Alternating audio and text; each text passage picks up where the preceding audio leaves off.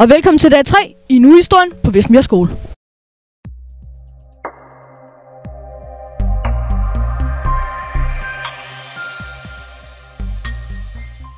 Vi er på vej hen imod guldalderen.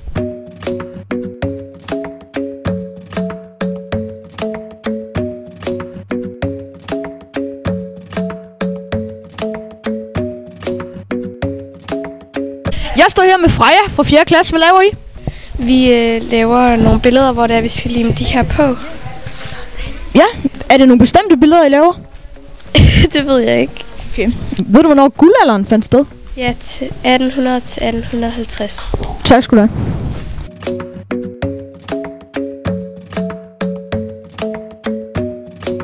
Jeg står her med Emilie fra 3. klasse. Hvad laver I?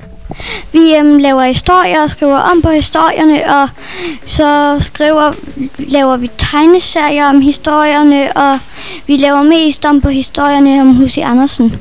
Okay, så det er H.C. Andersens historie. Han blev født i guldalderen, ikke? Jeg tror, du er født i guldalderen. Vi ved i hvert fald, at han skrev en masse historier i guldalderen. Tak skal du have.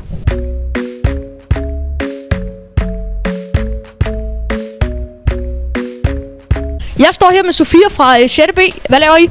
Vi skal til at finde QR-koder og svare på spørgsmål. De QR-koder, er det noget, der omhandler guldalderen? Ja. Og er der sværhedsgrader på spørgsmålene? Altså sådan noget, der er for noget for de mindre, noget for de større, ligesom jer? Det er lidt ligesom for alle, så alle kan være med. Okay, tak skal du have.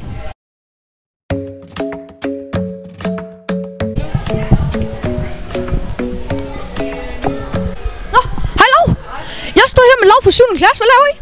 Vi snitter skeer Hvad skal I bruge de skeer til? til at spise mad, for det gjorde man i vikingetiden. Hvad for noget mad er det, I så spiser? Det er sådan noget grød med æble og frugt i.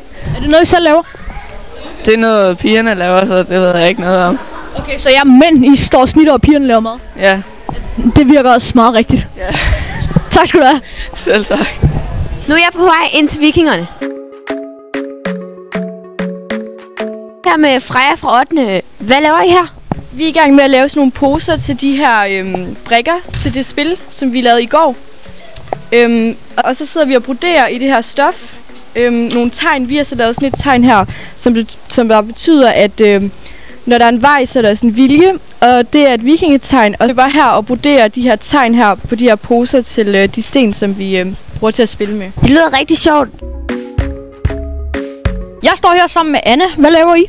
Jamen, vi er ved at lave nogle poser til vores vikingespil, som vi lavede i går. Der bruger man nogle brikker, man lægger på. Og de brikker, for at de ikke sådan flagrer rundt omkring, så er vi blevet enige om, at vi laver simpelthen en pose til hvert spil, vi har lavet. Jeg kan se, der er et logo på. Betyder det noget? Ja, det logo her, det er logo for vores landsby. Og landsbyen, den hedder Torskilde. Tak skal du have. Hvad er ideen med tidslinjen? Men der er sådan set flere idéer med det. For det første så er det jo for, at vores elever kan få sådan en fornemmelse af tiden.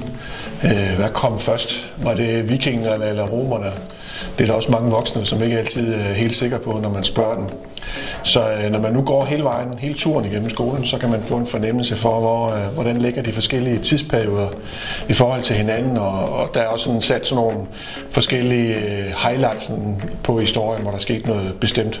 Så det er sådan, for at man kan få det perspektiv. Den anden del er også, at vi vil gerne have vores elever også lære noget i den uge her. Så på fredag kommer der en konkurrence, som tager udgangspunkt i nogle af de spørgsmål, der står der. Og for de store elever, der er der også nogle QR-koder på, hvor man også vil få nogle spørgsmål, som kræver, at man har været inde og tjekke den lille YouTube-film, der ligger, for man kan svare på spørgsmålene. Og så lærer man forhåbentlig noget samtidig. Hvorfor har vi en åben uge? For mig så er en åben uge rigtig vigtig i forhold til, at man som elever lærer at være sammen på tværs og lærer at tage hensyn til andre i sådan en uge her, end det man er vant til. Og simpelthen lære at kende andre mennesker. Fordi det er jo også noget af det, man skal kunne, når man er færdig med skolen, det er, at man er god til at være sammen med andre. Og kan lave projekter sammen med andre. Det er den ene ting, og så forhåbentlig så lærer eleverne også noget nyt fagligt i løbet af ugen. Det skulle de jo meget gerne. Så. foretager du dig i denne uge? Jamen, jeg har jo været med til at planlægge noget af ugen her sammen. Der har vi haft sådan en lille udvalg på skolen, hvor vi har planlagt, hvad der skal foregå. Og min opgave i den her uge, det er udover de faste opgaver, jeg har som viceleder, der har jeg nogle faste ting, jeg er nødt til at passe ved siden af.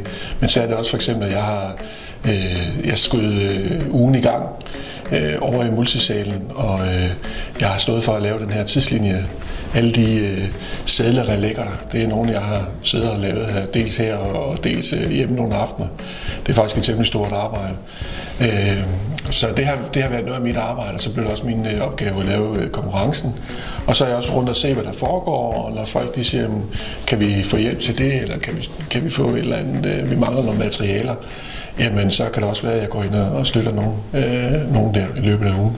Hvilke kriterier er I gået ud fra, da I valgte tidsperioderne til denne uge? Jo, men det var sådan forskellige perioder. Vi tænkte, at eleverne måske ville kunne genkende et eller andet i, som de havde hørt om før. For eksempel med Egypten, alle kender de egyptiske pyramider, og de fleste har også hørt om romerne eller læst Asterix, og kender vikingerne også. Vi kunne også have valgt for eksempel jernalderen eller bronzealderen, men der er det måske lidt svært for nogle elever at forbinde nogle bestemte ting med det. Så vi har sagt, at i og med at vi ikke kunne vælge alt ud, så har vi valgt 8 perioder ud, som vi synes kunne være interessant at arbejde med i som nu. Mange tak. Velkommen.